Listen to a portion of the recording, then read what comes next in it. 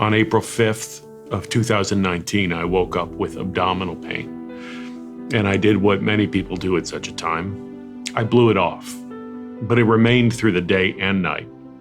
The next morning, my wife, Joni, told me that if I wasn't feeling any better by that afternoon, I should go to the Cleveland Clinic Express Care, who, based on my symptoms, advised me to go to the emergency room. I wasn't inclined to go, but it's a miracle that I did. Turns out that the pain I was experiencing would have gone away with a couple of days of Aleve. But the ER doc at the clinic pointed on the scan toward the other side of my abdomen and said, "But this is something I should get checked out." In other words, the abdominal pain I was experiencing got me to the clinic, but it was the thorough scans they ran that revealed something that I did not have any idea was on the horizon. In the ensuing days and weeks, a battery of tests were run on my blood and checks for lymphoma and testicular cancer. Both were negative, and so a needle biopsy was ordered at the Cleveland Clinic. This revealed to me on April 30th of 2019, at the age of 49, that I had stage 4 metastatic melanoma, an aggressive skin cancer that had already metastasized into my abdomen. Now, I told the doctor that I had my bags literally packed in the trunk of my car and that I was traveling to Israel in a few hours to lead a few dozen members of my synagogue on a 2-week trip. And I told her that my daughter's bat mitzvah was just about 10 days after the trip, so I wouldn't want to do any treatments before that milestone in our family life.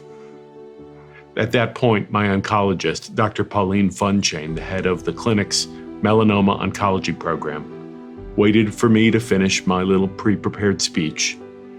And then she patiently, compassionately, carefully explained to me the severity of my diagnosis. She shared how quickly melanoma cells grow when untreated and how bleak previous treatments such as chemo have been when trying to arrest melanoma when it has already metastasized.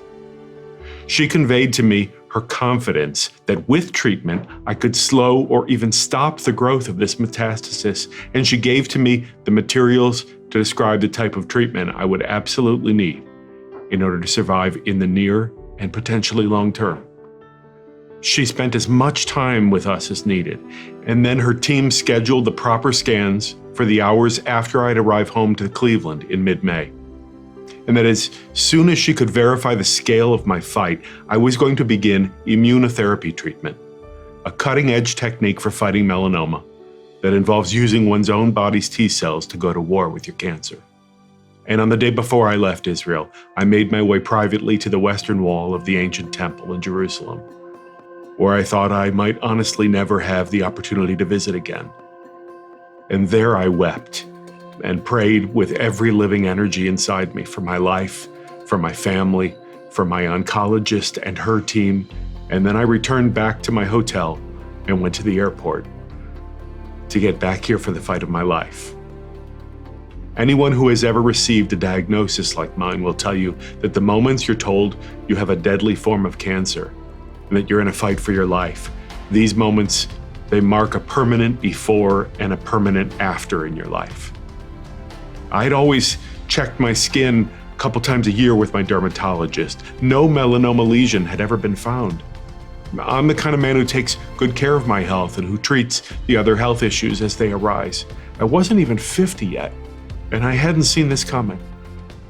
But I will tell you that in the care of Dr. Funchain and her team and the range of specialists that I'd need to treat multiple side effects, and the thoughtful and caring treatment nurses at the Tausig Cancer Care Institute, the researchers whose persistence awakened just a few years ago this entire field of immunotherapy, I had then and I have now all the expertise, all the compassion, all the nurturing with the range of healthcare professionals I've encountered there, the researchers behind the scenes who continue to study this growing field. The care that Rob has gotten at the Cleveland Clinic is, it's hard to describe how much that has bolstered us during this last 2 years. It's an example. one of his providers said to him, "I see you're coming 2 days next week. Should we consolidate it so you can only come 1 day? Because that might be too tiring for you." And I remember that you said to her, "I feel such care when I walk into this whole institution. I am so supported when I'm here. And I can just let go and be supported by your care.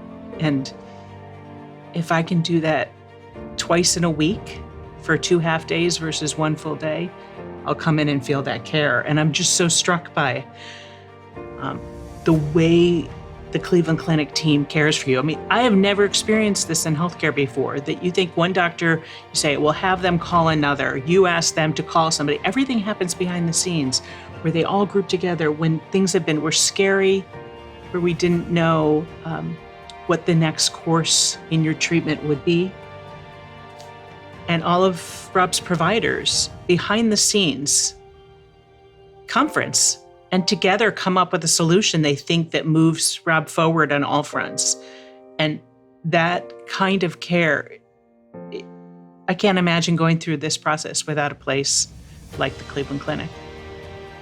I'm sobered by the fact that immunotherapy is new enough that studies can't even give me clarity on how long I can survive past the next 3 to 5 years.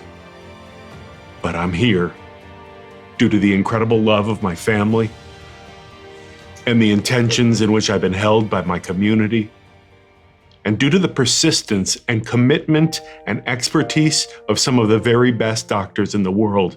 I'm here, still fighting, and I will never give up, not for me and not for anyone. It's very much a team effort here. So I personally work on the infusion side. So we actually give the treatments, we do the lab work, we do all of the hands-on work for the most part. And Dr. Funchain, she's the brains behind the engine. And so she is giving us the orders, she's looking at the scans, she's explaining the process, and then we are, the worker bees that come in and make sure everything goes right. And I was so fortunate to have him here on my treatment floor. And unfortunately for him, he's had to spend 2 years with me. But it's a fortunate thing for me that I'm not of his faith, but I'm honored to say I have him as my rabbi. So he's been, it's really important to have him around.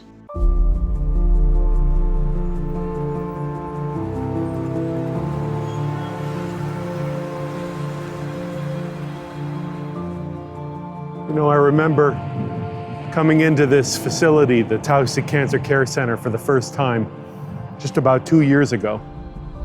And I left so scared, with the knowledge that the end of my life might be coming very soon if I didn't take action, if I didn't get into treatment, if I didn't get the resources and support that I needed. 2 years later, 24 treatments down, 2 surgeries, numerous times that I've been back and forth here. I don't feel scared anymore. I feel buoyed, protected, supported, and held by the community, of course, but also by the incredible researchers, physicians, doctors, nurses, all the caregivers at every turn over the last couple of years have been there to support me in my journey to become a survivor. I don't know how many years I'll have ahead, returning for scans and lab work, keeping a watch on the cancer, being sure that I'm vigilant against melanoma.